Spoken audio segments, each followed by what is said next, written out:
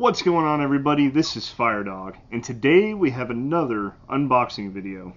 I'm super excited for this one because Nicol Bolas has finally come and brought the Hour of Devastation upon Amonkhet.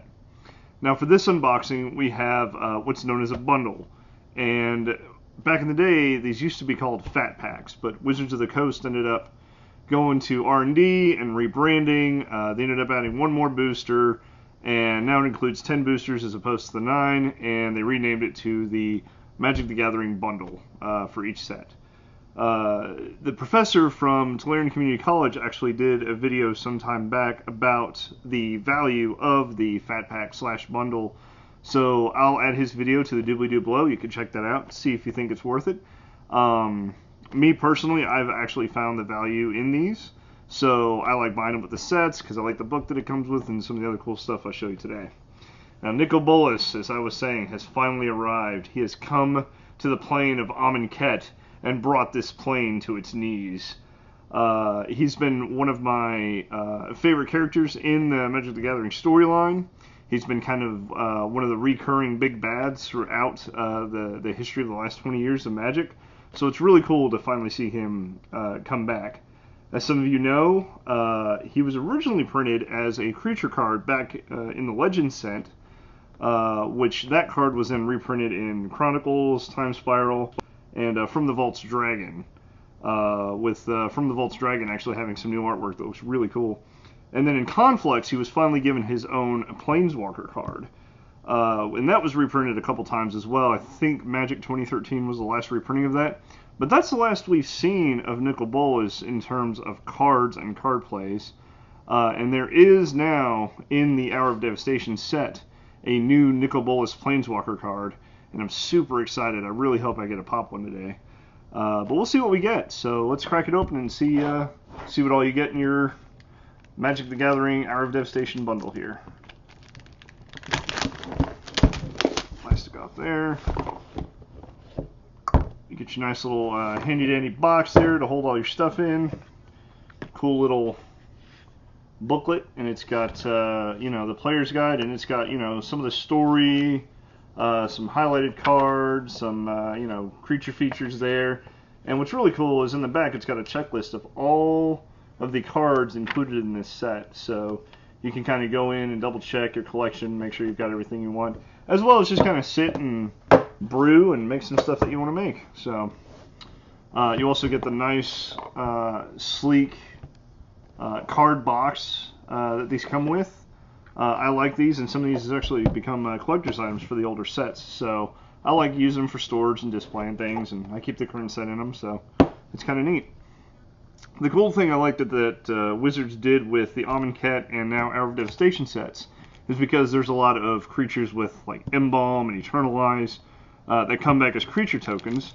So they've actually included in both the Amonkhet and now this set a complete set of all creature tokens, as you can see there with the light, so that way you don't have to go out and try to hunt these down or use dice or something. I like having tokens. It's a little bit easier to kind of keep organized, especially when you're using a lot of different creatures. So, I think that's pretty cool that they included those in there. You also get your standard set of lands. The other cool thing about this set is that it says it is guaranteed to have at least 25 full art basic lands. And me personally, I love the full art lands. That's what I primarily play with. So these will be really cool to crack these open and see what I get. You may have noticed with the old Amonkhet that the sun was set. I'll show you a picture right here. The sun was actually set kind of to the side of the horns that were displayed so prevalently in all of the land cards based in Amonkhet. And now that the sun has reached the middle of Bolas's horns, and Bolas has come to bring his devastation upon this plane, all of the cards show now that the sun has moved, and it shows the plane kind of all destroyed in the background and stuff. So that'll be really cool to see. So let's get to cracking packs, because that's what all everyone wants to see here. So as I said, it comes with 10 nice packs. So we'll crack these open real quick and see what we get.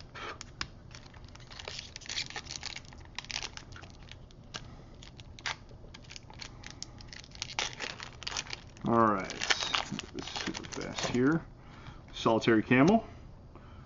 Flip this way. An Open Fire. A Countervailing Winds. A Rampaging Hippo. A Moaning Wall. An Ambuscade. A Thorned Moloch. A Winton Weakness. Without Weakness, sorry. Cunning Survivor. A Desert of the Mindful. That's one of the new common cycling lands. I thought that was kind of neat. The River Hoopoe. This is a very popular. I've seen a lot of folks trying to brew some decks around him. I think that's going to be really neat to play with. Liliana's Defeat. This is one of the new Cycle of Defeat cards that lets you take out the corresponding colors creature or planeswalker. I think that's pretty neat. There's a lot of removal in this set. Sand Strangler. And this is the rare for the first pack. I got the Hour of Revelation. So that's pretty cool. I like that. And then a Full Art Island. And our nice little token. So very cool. So good set there. Good little pull there with that Hour of Revelation. That'll be neat to play in a white aggro or black-white control deck. I think that'll be fun. Kill all your dudes and all their dudes, and then bring them back with Embalm and Improvise, or Embalm and Eternalize. So I will go ahead and just go straight to the rares for the rest of these, just so we can move it along here. So the uncommon for this one, we've got the Ifnir Deadlands, the Vile Manifestation there. And for our rare, we've got the Ramunap Hydra. So I like him. I do like playing green occasionally, and I think he is going to get ridiculously out of control in the right deck. Whoa, okay. Double rare, folks. Went ahead and pulled a hollow Locust God. How freaking cool is that, man? Already looking up. I like it. I like it a lot. So he's really cool. I'm not sure right now where the standard is going to take him. I know early on folks were playing a lot of red-blue control and things like that.